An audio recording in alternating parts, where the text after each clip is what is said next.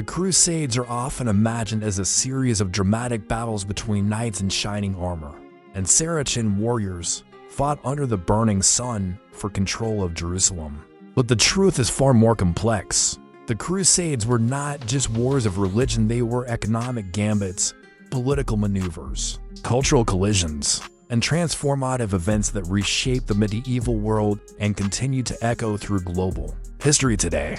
Beginning in 1095, when Pope Urban II called for Christians in Western Europe to reclaim the Holy Land from Muslim control, the Crusades were framed as a sacred duty, a pilgrimage of arms promising spiritual salvation, forgiveness of sins, and divine favor. Thousands answered the call, knights seeking glory, peasants seeking purpose, nobles looking to gain land or status, and even criminals hoping for redemption. What followed was the First Crusade, a brutal and chaotic campaign that saw the capture of Jerusalem in 1099 and the establishment of fragile crusader states like the Kingdom of Jerusalem, Antioch, and Tripoli. These territories were essentially Christian colonies in a Muslim-majority region, constantly under threat and reliant on reinforcements from Europe. The initial success of the First Crusade was astonishing, but maintaining that foothold proved nearly impossible. The Muslims of the region, initially fragmented, began to unite under charismatic leaders like Zengi, Nur ad-Din, and most famously Saladin, the Sultan of Egypt and Syria. Saladin would recapture Jerusalem in 1187, triggering the Third Crusade, which brought European monarchs like Richard the Lionheart, Philip II of France, and Holy Roman Emperor Frederick Barbarossa into direct conflict with the Islamic world. But the Crusades weren't limited to the Middle East. There were crusades in Spain, targeting Muslim kingdoms in the Iberian Peninsula, in the Baltic region, where Christian knights fought pagan Slavs and Lithuanians, and even within Europe itself, most infamously, the Albigensian Crusade, which targeted the Cathar heretics in southern France.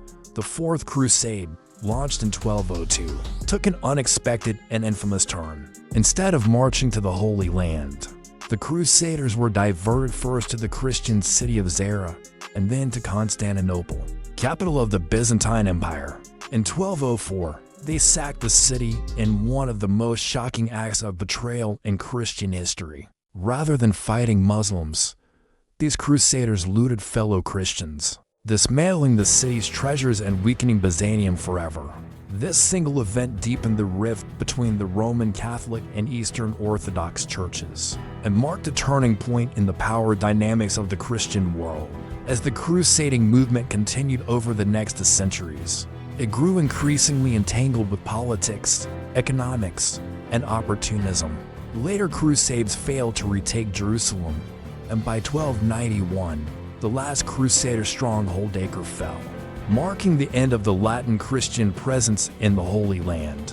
But the consequences of these wars were far-reaching and long-lasting.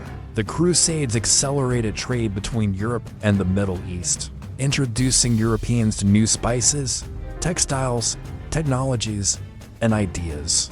Goods like silk, sugar, cotton, and glass flowed westward, while Arabic translations of ancient Greek texts helped fuel the European intellectual revival and laid the groundwork for the Renaissance. Culturally, the Crusades were both a meeting and a clashing of civilizations. While violence and religious hatred certainly defined much of the contact between Christians and Muslims, there were also moments of exchange, diplomacy, and coexistence. In places like Antioch, Tripoli, and even Jerusalem during more peaceful periods, Muslim and Christian populations lived side by side, shared infrastructure, and occasionally cooperated. Some European knights adopted elements of Muslim dress, architecture, and medicine.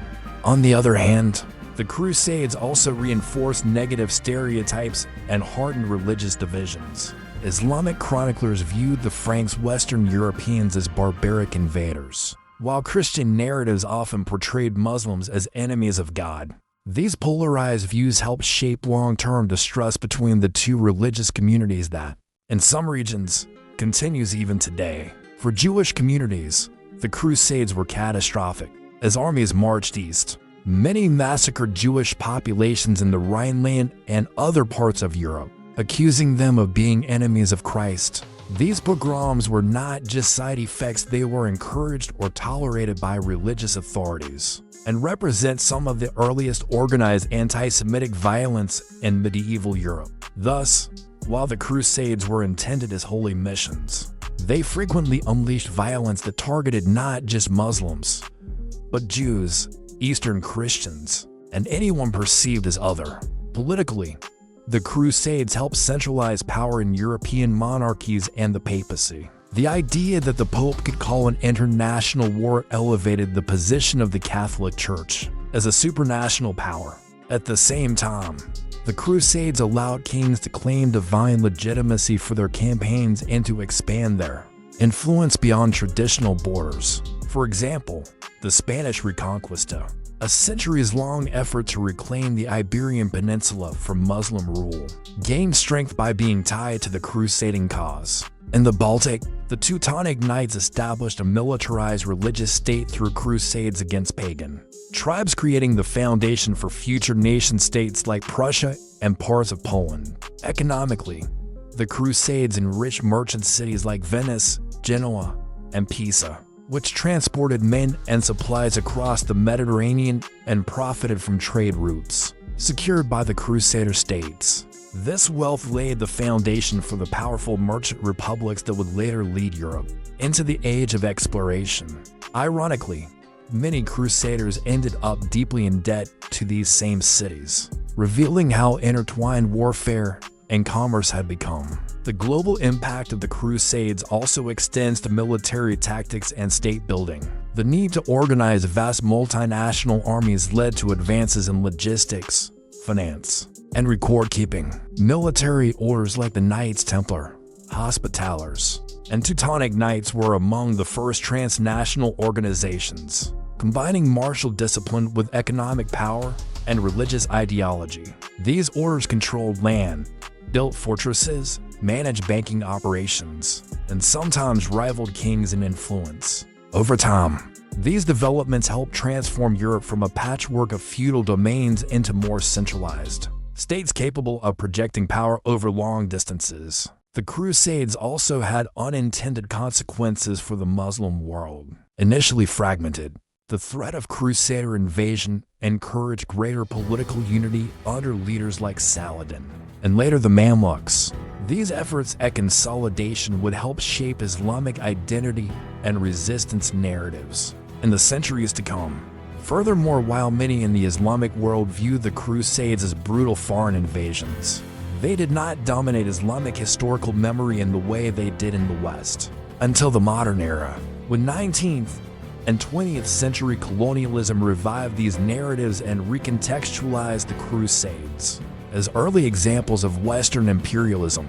In today's world, the Crusades remain a potent symbol, often misunderstood, oversimplified, or politicized. In some Western contexts, they are framed as noble struggles for faith or as early efforts in global conflict resolution. In parts of the Islamic world, they are remembered as episodes of aggression and betrayal. Yet both perspectives miss the complexity of what actually occurred. The Crusades were not a single war, but a long, evolving phenomenon involving many nations, peoples, and motivations. They were shaped as much by political ambition and economic interest as by religious fervor. And while they often brought suffering and destruction, they also catalyzed contact, exchange, and change on a massive scale. Decoding the Crusades requires us to move beyond simple binaries of good and evil, right and wrong. It means examining the real people who lived, fought, ruled, and believed, each driven by hopes, fears, faiths, and ambitions. When we do, we find not a tidy story of holy war, but a messy, human story of power, belief, violence, and legacy. A story that, in many ways, helps shape the modern world we inhabit today.